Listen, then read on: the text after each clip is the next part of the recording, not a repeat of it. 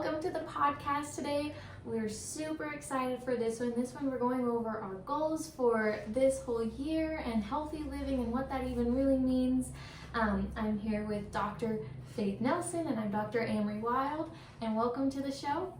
Dr. Faith, what are our goals at Fideri Wellness for the year of 2026? Well, our goals are a little different this year. In the past, we've put a lot of people on different health challenges, programs, different things like that, and it's been amazing. Like, we'll see people drop 20 or 30 pounds, even though it's not something that we advertise. We get people feeling better, pain gone, inflammation, energy, people who couldn't kneel are up and kneeling and riding bikes, and Parkinson's disease and heart disease, we get them feeling better. And that's what we love to do. I love to hear from them. I get excited to do it. But after a short time, they go back to eating the way they did before they came into us. And then they end up starting to slowly not feel good again. And so we have kind of changed our direction, and we're not really focusing so much on cleanse, be done, support, those things, but really changing a lifestyle. Instead of thinking as things as like a program or a diet, I really want people to learn how to live healthy and to be healthy, because I really feel like that's really the most important thing I can give people. And I feel like education, which is why I'm taking the time to do videos and classes and even this podcast, is to educate people, because I really feel like that is the most important thing. And so first things first is you have to get healthy. If you want to live long and healthy and be able to play with grandkids and climb mountains and ride bikes, you got to be healthy. So what is like the number one thing when someone wants to be healthy? What is the first thing you check in? Is it mindset? Is it diet? Like, where do you start with people when they come in and they want to be healthier? So the first thing we start with here, and I would encourage everyone to, is your why. Why do you want to be healthy? Why do you want to lose weight? Why do you want your acne to clear up, or diabetes to go away, or why do you want to be able to kneel down? You have to have a why, and that why has to be a lot bigger than you, if that makes sense. Years ago, it was probably 12 years ago, I was diagnosed with being pre-diabetic, and at that time they had me take out gluten and processed sugar, and it was really hard. Today you have a lot of options, but 12 years ago you did not have a lot of options to buy or recipes to find online. And so what kept me going at that time was my why. And at that time, my why was my kids. I had 2 kids. One was married and one was getting married. But I have 6 other kids that I wanted to raise and see get married, and I wanted to see grandchildren be born and things like that. Now my why has changed over the years, because I do think whys change. As my kids have gotten older and had children, part of my why is being with my grandchildren. I love spending time with my grandchildren. A lot of people know one of my daughters had twins this last year, and I love spending time with them. But it takes a lot of energy to chase after twins. 8 children was easier than twins. Anyway, but also, I want to go and I want to be able to hike when my kids want to go hike, and my boys, they don't really like to stay to trails. They like to hike straight up the mountain. And I want to be able to hike straight up the mountain, and so my whys change, but it's still bigger than just me. And you have to have that why to be able to make changes and to stick with them, because it's not always easy to stick with it. Anyone can cut out gluten and sugar for a day. Who can cut out gluten and sugar for, a lifetime? A lifetime. And so it's got to be bigger than you. What's your why? My why, I would also say, has changed. I was single for a while, and so I think it was really just, I wanted to be healthy, and I didn't want to be achy all the time, and I wanted to be able to go out and have fun, because when I ate crappy food, I felt crappy.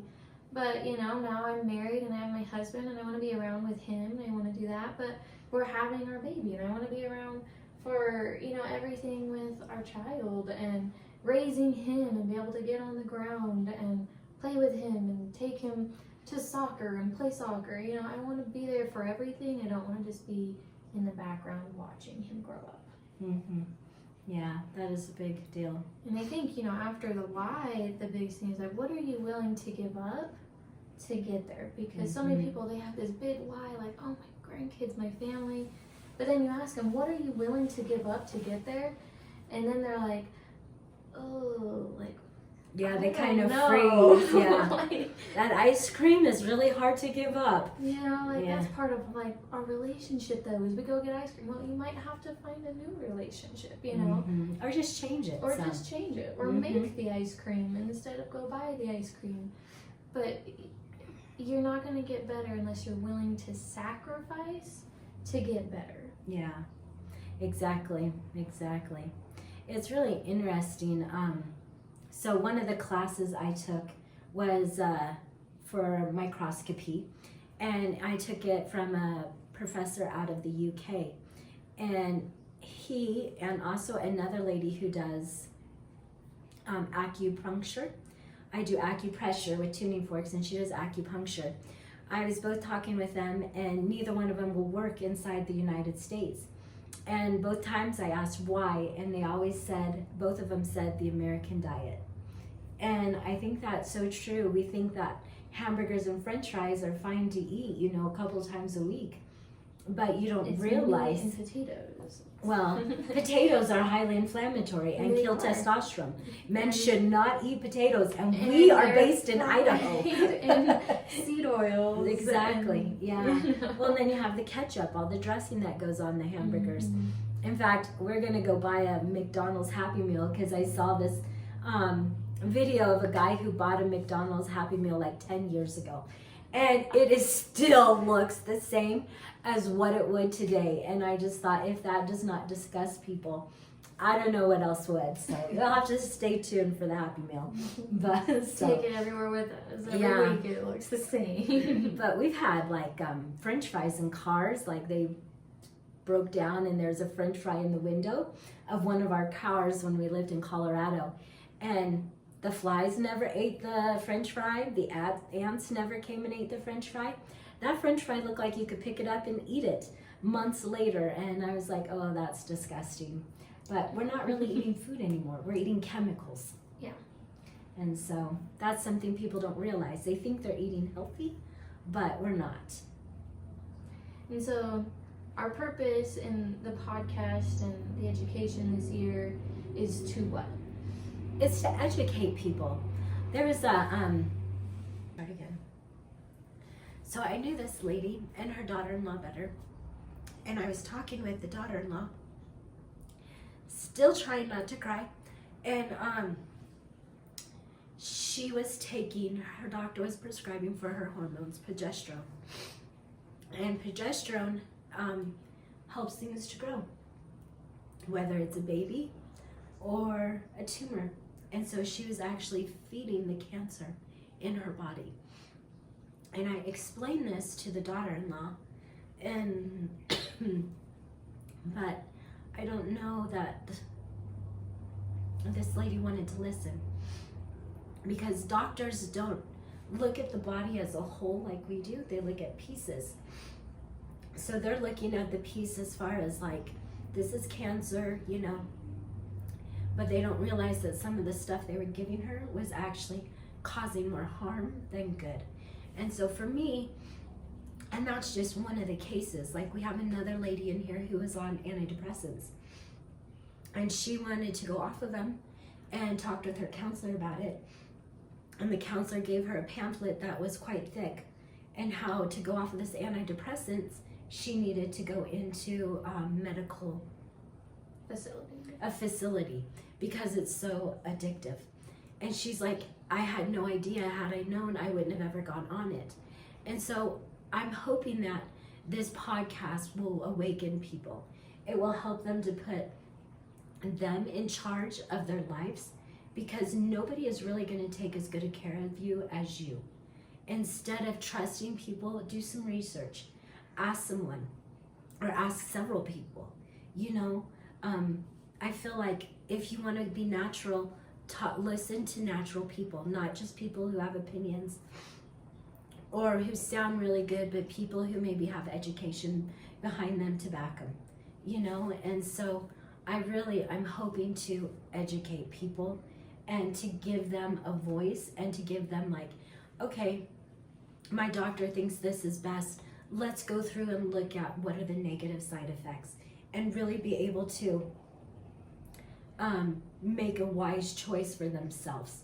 Because, I'm not for prescription medicine, but, I guess sometimes there might be a reason. I don't really know one, or I can think of one. But I think it's important before you put something in your body to really research it and to find out. Because there's a lot of medicines that are causing people to be really sick. Yeah, we have another one, and he's also on antidepressants, and one of the symptoms of his antidepressant is tremors. Mm-hmm. And what's causing a lot of his depression is that he can't work, and he used to do woodwork, and amazing, he would use his hands, but his tremors are so bad that he can't do the things that he enjoys. And they were doing a clinical trial, and he signed up for it for tremors, and he was denied from the clinical trial because 2 of his medications that he was on caused tremors. And so I really think that just educating people, you need to look into your prescriptions, and maybe for you it is worth it to have those prescriptions, but you need to look at the pros and the cons. Like, if I take this, what could this cause in my body? And am I willing to give that up? Yeah, well, and I think we have to realize too, we're not really part of a healthcare, not we, but health in general.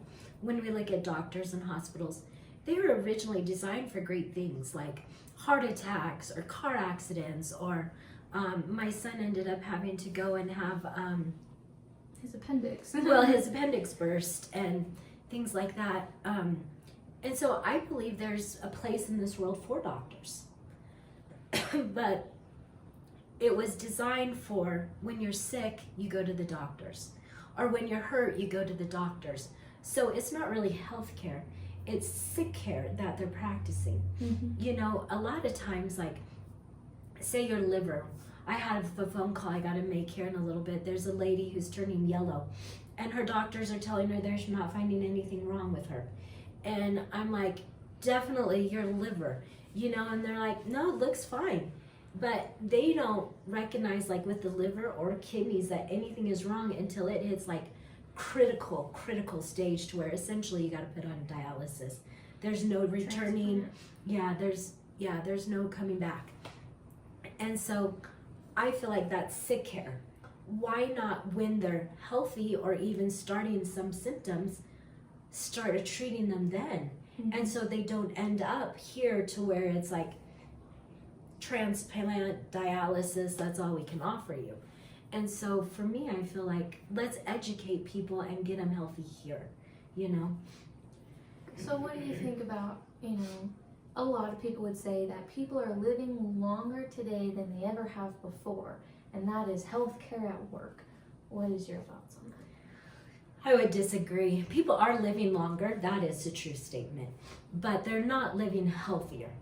A lot of times people say that they're dying 10 to 20 years before they die. They stop living, they stop being active, they stop going, they stop being able to, like my daughter took her grandma shopping because we have a baby shower, and her grandma couldn't even decide what to buy because she has some dementia, and she couldn't even decide what to buy. And so my daughter eventually is like, let's buy this, and you have to have other people make those decisions. And that's dying to me. Like, that you're not living. Not there anymore. Yeah. Mm-hmm. And so that is happening earlier and earlier, which is, to me, is sad. People come in and they find out I'm 50 years old and I carry grandbabies around and I hike up hay bales and mountains and all these different things. I'm actually really pretty active. and they think it's crazy. They just feel like getting old and those symptoms are normal. And I'm I like, think they're getting not old normal. is 30. Yeah, that's true too. Like, well, I hurt because I'm 30. You know, Uh-huh. like, that's not actually normal. No. You know, you shouldn't be aching as At of 30. Yeah, you know? exactly. And so when I talk to him, I'm like, no, that's not normal. You can live healthy even as you get old. It's like a completely different thought to them. It's like they never thought, wow, I can get old and not have aches and pains and inflammation and those things. Well, and it's hard too because, I mean, you don't want to say goodbye to grandma or grandpa, but we are helping them to be alive longer, but they've stopped living for so long that they don't have a purpose, and they just go downhill so rapidly when they get to that point. But they're not dying, they're alive, but they're not living. Yeah, exactly. And I think that goes to show that we think that we're healthier than we are. You know, Yeah. we think that we live in a society where everyone is just getting healthier and it's great, but people aren't getting healthier just because you're staying alive longer. The living part is going out. Yeah, the quality of life Mhm. is going down. For sure. There's a statistic here that 7 out of 10 Americans die from chronic disease. And that's really crazy because a lot of people think that, oh, well, you know, it's hereditary, I'll probably get it. And they just don't really see that there's a hope that they can overcome the dementia or the Alzheimer's or the Parkinson's. They just think Cancer. you know, heart like I'll probably issues. get it at some point and I'll die and I'll work until I die, and they're not living. And I really think that when you're not living life, you're just slowly dying and you're causing yourself chronic disease. Yeah, very true. There's another one that I think this is really important for a lot of Americans to know. And it was, there's a book called Death by Medicine. And it actually sheds some light on mistakes that hospitals, in surgeries, medical errors, infections in hospitals, malnutrition in hospitals, and drug reactions that have caused death. And actually in America, per year, 800,000. And I think it's just really important to know that, and that actually the president in 2006 of the Mayo Clinic, he actually stated that there is really no system of healthcare in this country now. You know, there isn't. So you can't fix it because it doesn't exist. And so, anyway, but I know one naturopathic doctor that I listened to at one of her conferences. She said that they did a study, and 1 in 3 or 1 in 4, I don't remember, but not 1 in many doctors misdiagnosed people, and they didn't recognize that what they were actually having was a reaction to the medication that they had prescribed them. well, doctors don't really seem to know, like, you can't mix these two drugs together. And I shouldn't even say they don't know it because they don't do studies on it of There's no interacting. studies of drugs interacting, you know.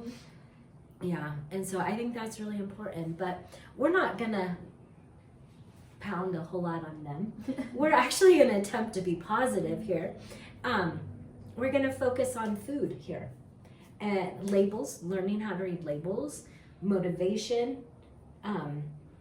We're going to help you find your why, and then we're going to help you find, you know, you're going to have to make sacrifices, but we're going to help you find ways to ease into those sacrifices in a way that you can be successful. Because that's at the end of the day what we do this for, is we want you to be healthy and we want you to be successful in your goals. But if we throw everything at you and just be like, yep, this is how you have to live, good luck, you're never going to accomplish it. So it'll be slow lessons, walking you through it, walking you through it to help you get to living life healthy. And it's not a protocol, it's not 30 days, because this should be a lifetime protocol. This should be something that you live by. And that's really our goal. Yeah, there's times too where I think, and we'll go over this in the future, where if you're cleansing or needing to lose weight, you go buy these foods. If you're just maintaining, you go buy these foods. And I tell people, if you go on vacation, by all means, enjoy it. Attempt to eat healthy. But, if you're going to sit and go on vacation and you want to have, I don't even know. I was just on a cruise. I was trying to think of what I ate. I did eat muffins at breakfast. There you go. Enjoy it. Don't feel guilty. But then come back home and work to get back to where you need to be. And that guilt when you're like, oh, I messed up. You're just gonna keep, you beat yourself up and then you feel worse and then you usually make more mistakes later. Yeah. So if you're going to eat something that's not on your diet, just go eat it, enjoy it, and then come back and restart and refresh. Yeah. But don't worry. We don't got worry. you.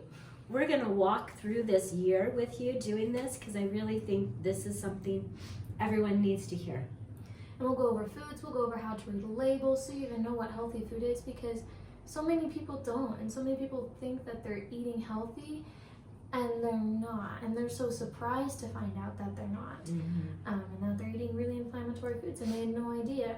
And so we're going to help you. We're going to give you every tool that you need to live healthier, and we're going to do it short over time so it's not overwhelming and it's not a protocol. You take what you can and you apply it into your life, and you'll see huge results.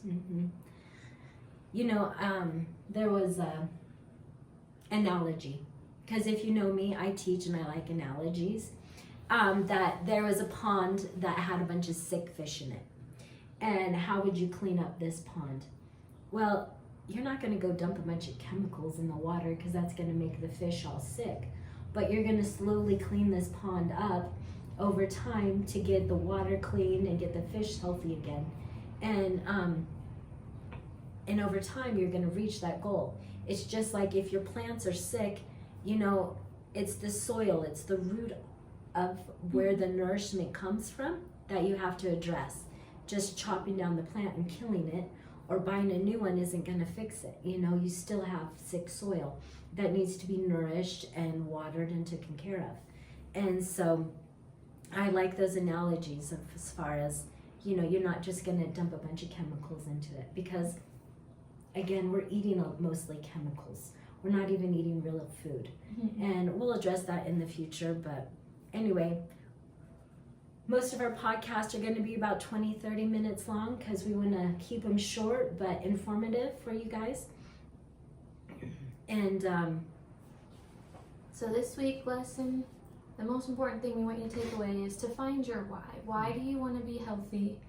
And what are you willing to give up to get there? And if it's not much, then you need to look for a stronger why. And you need to write it down. Because when you write it down, the process of writing it down makes it clear in your mind. And next time you reach for the donut or the ice cream or the pizza or the hamburgers and french fries, you'll remember that why, and it's got to be bigger than you. And if you need, a picture, if it's for your family, put that picture up on your mirror. So every day you're like, I'm going to be healthy for you.